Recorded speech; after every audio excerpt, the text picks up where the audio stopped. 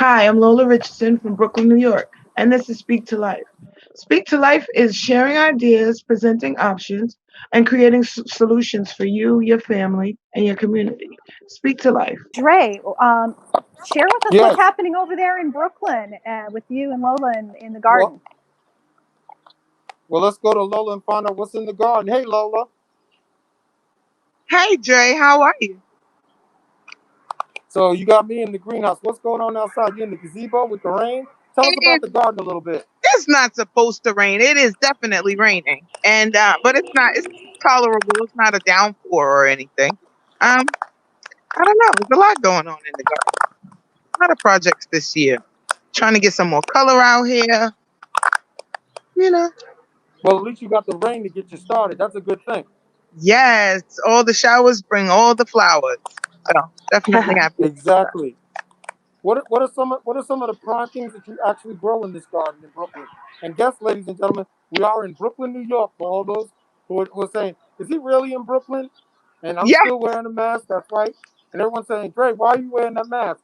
Because the president, governor of New York State, Andrew Cuomo, has not lifted the mask rule yet.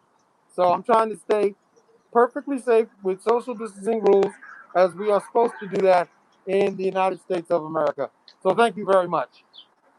Well, he is in the greenhouse with his mask, and I am outside. Luckily for me, I have enough room to still social distance, which is why I do not have on a mask. I have over 15,000 square feet out here, and we have everything from melons and potatoes, tomatoes, onions, scallions, okra, callaloo, corn, strawberries, blackberries, blueberries, apples, grapes. We try to keep everything as organic as possible, which means no pesticides and unnatural methods of growing. Everything is all natural and organic. So we definitely we do workshops on sustainable gardening, urban gardening, container gardening, and I definitely like working with the little kids and bringing them into the garden. What are some of the unique things that you do to help cultivate and actually make the garden not only wonderful and pretty with the wonderful colors, but some of the foods you actually grow? Well, we grow a lot of food, okay, honestly. Right now, we're looking at eggplant and broccoli and cauliflower, tomatoes, corn. Pretty much, I got callaloo and okra. We try to keep it as again organic as possible, and we definitely have the space for it. So it's a matter of making sure you get the right sun for the right amount of hours because we're in between two buildings. So it's a little strategic planning necessary, but we're able to get a great amount of things done. We get to start out the plant in the greenhouse, and then once they are ready of decent size, then we transplant them outside into the ground. The part of the purpose for starting them in the greenhouse is because it eliminates birds eating all our seeds out and small animals digging up the bulbs in the ground. So, I mean, we do offer classes. We have exercise classes. We have movie nights. We try to use the space as productively as we can. Well, that's great. I mean, if we weren't social distancing, I think I'd be outside in the rain with you. Yeah, well, I wouldn't want you to be in the rain. We keep you in there where it's nice and warm and dry.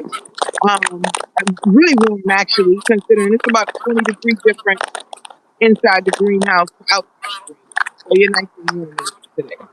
And I get the opportunity to walk around and show everybody my garden. So it's a win-win. Now, I understand in this garden in Brooklyn, you guys take donations so people can actually bring things to help you grow in the garden, like soil, like plants, like anything that they can grow. And even Thayer is giving you a suggestion about cleaning up the soil with a little hemp. But I'd be careful about that. You speak to Mayor de Blasio and see if that's okay to grow in the garden. Well, How can people reach out to you to make sure if they want to drop some things off to you, they can actually get it directly to you here in the garden? yes, we are definitely accepting any kind of garden related donations. Um, you can drop them off directly at the garden. We're located at 2539 Chicken Avenue in Brooklyn, New York. Um, and yeah, we anything garden related, pretty much. No, we're not turning away anything.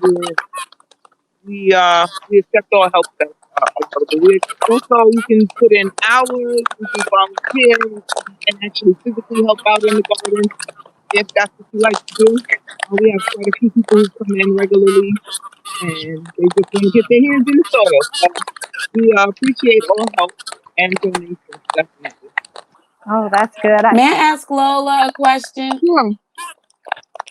Do you, because you're in the city, do you have to be conscientious of doing soil rotation or plant rotation, things like that? Well, yes, absolutely.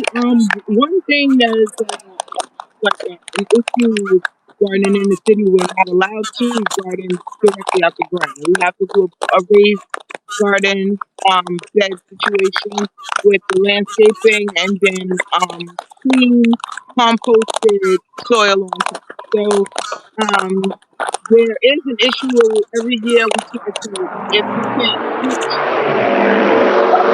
produce down to the individual box, and we'll just swap out the soil altogether. You have to keep rotating your soil and rotate the kind of produce that you're growing because certain produce takes nutrients out of the soil and certain produce put nutrients back in the soil.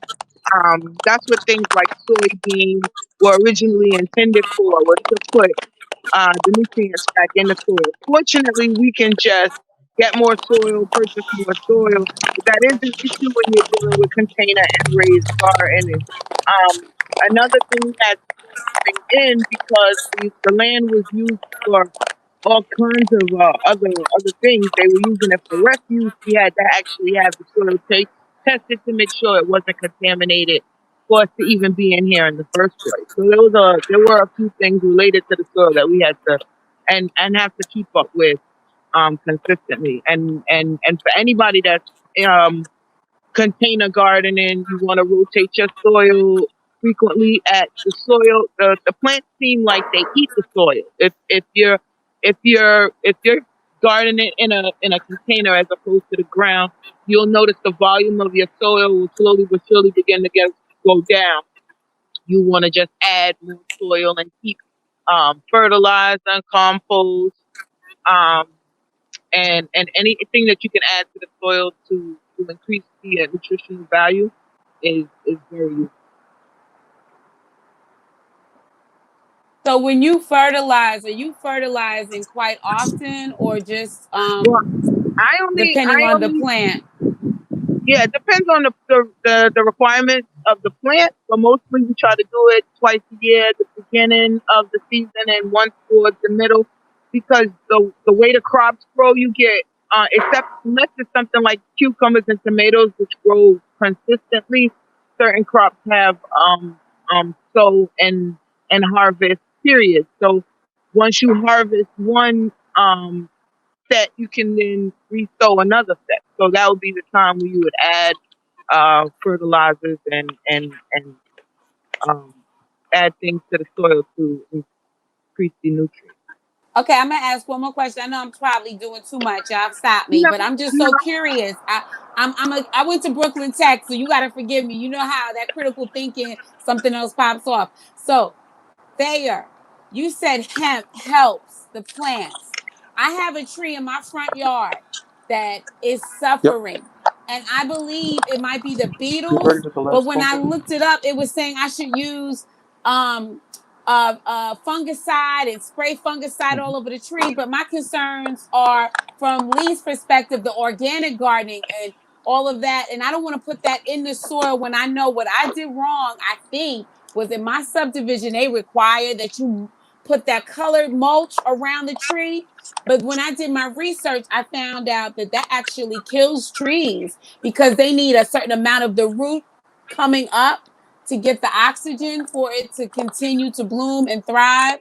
And so what I think happened was those little red chicks, the ones that are dyed with that red dye, you guys know what I'm talking about. for decoration purposes. I think it actually hurt the tree instead of enhanced its growth. I mean, it looked good from the streets, but when I went up on the tree, I saw that it's suffering. It doesn't have many leaves or anything like that. Anybody want to jump in and Well, too much of anything is never good. Is good in moderation, but you don't want to have more than say about 2 inches around it because it definitely holds the moisture in, and that's where it gives rise to mold and mildew to be able to grow in there. We Yeah. personally in the garden use neem oil, which is all natural. It comes from a plant. We use all different parts of the plant. You can spray the plants down with a mixture of neem oil and water. And there are many books with different concoctions, surprisingly using dish soap that you can use in your garden to kill um, insects and mold and mildew and other elements that without having to use the chemical. I wouldn't recommend using the chemicals in anything that you're gonna eat or touch or thank you? put on your garden. Hi, this is Lola Richardson from Brooklyn, New York, and you're watching Speak to Life now.